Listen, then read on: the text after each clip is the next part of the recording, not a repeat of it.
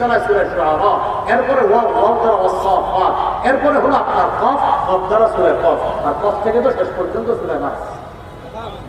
এই 7 দিনে এক খতম কোরআন পড়া যাবে 7 মঞ্জিল। যদি 3 পারা করে পড়েন তাহলে 10 দিনে এক খতম, 1 পারা করে পড়লে 30 দিনে এক খতম। আর নবীজি বলছেন উম্মত এটা না পারলেও 40 দিনে এক খতম কোরআন পড়ো। আল্লাহ আমাদেরকে প্রতিনিয়ত কোরআন তেলাওয়াতের গুরুত্ব খুব বেশি পরিমাণে দেওয়ার তৌফিক দান করুন। তাহলে মৌখিক ইবাদত কোরআন তেলাওয়াত করা, তিলাওয়াতুল কোরআন, কোরআন তেলাওয়াত।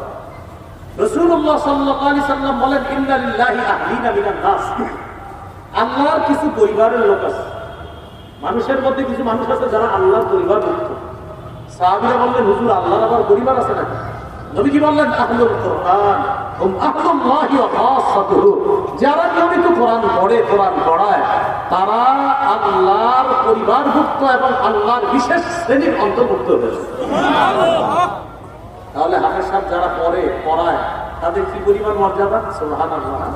আল্লাহ আমাদেরকে এই সৌভাগ্যবান হওয়ার তৌফিক দান করুন।